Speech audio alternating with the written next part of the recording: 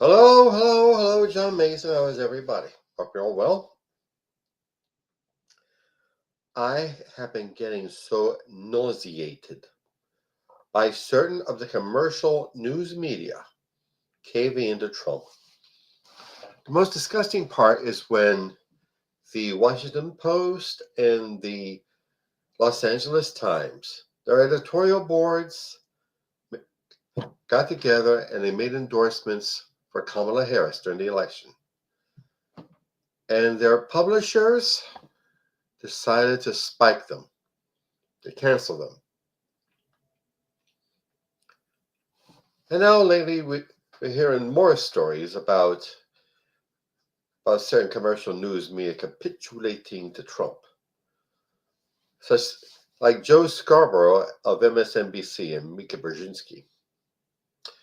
They went down to Mar-a-Lago and they, for what? Do they think they could reason with Trump? You know how Trump has been threatening to attack the news media. His talk about the lying press, or as Hitler called it, Lügenpresse. And that is shameful. And now we hear about ABC caving into Trump about some sort of libel suit and paying Trump $15 million for his presidential library. Probably issues of Hustler and Playboy and stuff. Anyway. And also the progressive news media, Cenk Uygur of TYT. He was trying to make an accommodation with Elon Musk. I am sick to death of it. There's the book out. I'm going to keep promoting it. On Tyranny by the Yale historian Timothy Snyder. Now Snyder has several rules for how to stand up to a dictatorial system. One of these is, the first one is, do not obey in advance. Sometimes people will have the idea to kind of keep quiet and don't make waves and try not to offend the upcoming regime because what they're afraid the new regime will do. Well, ABC News and other news media have done just that. But you have to understand their corporations, multi-billion-dollar corporations, and subsidiaries of corporations, answerable to a board of directors who are out to maximize their profits. Not necessarily about getting the news out accurately and fairly.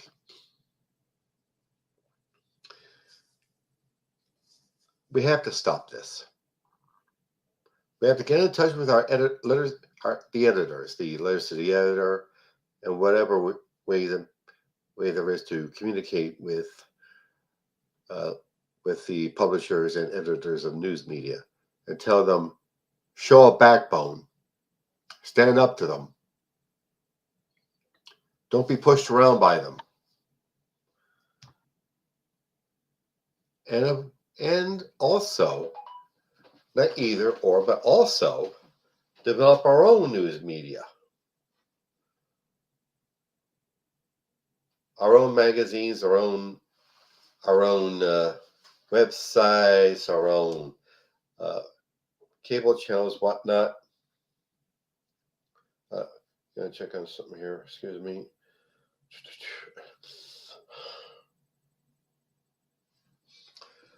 Okay, sorry. We got our own news media, And be critical about the commercial news media if and when they capitulate too soft on Trump. Like when Time magazine proclaimed Trump their man of the year, showing him in some sort of heroic, strong pose, which he isn't. There's nothing heroic or strong about Donald Trump. He's a liar, a con artist, a rapist, a misogynist, a racist, an anti-Semite, a tool for Putin. He's the kind of sorry-ass excuse of a man who cheats on his taxes, his wives, his business dealings, and his golf. A man of no morals or character. I'm going to keep on saying it. Fuck you, Trump. That's what we all should do. Do not let the regime push us around, or even the thought of the regime push us around. Speak up. Organize with one another. Get in touch with your news media, if you can't form your own news media. Stand up to Trump and his minions and his lackeys and his paymasters like Putin and Elon Musk.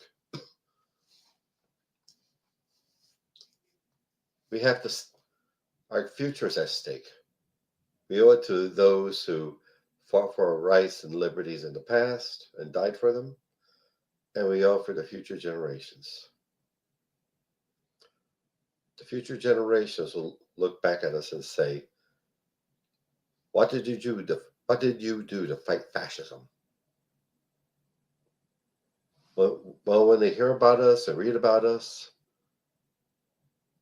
let's not make them ashamed of us. Okay. Now, advertisements. All this work I do, this YouTube channel, my podcast, my blog, my poetry, my fiction, all our work. I pay money for all this. And I need to be paid for it, to be compensated for it and paid for it, as all workers should be paid for their work. And also, hopefully, with enough money to move it forward to a higher level. So, I ask you, get on the website below, johnomason.com, and click either the PayPal button or the Buy Me a Coffee button and see what you can give. I greatly, greatly, greatly appreciate it. Thanks. And also, my novel, Soldier of the Cross, is available on Amazon.com.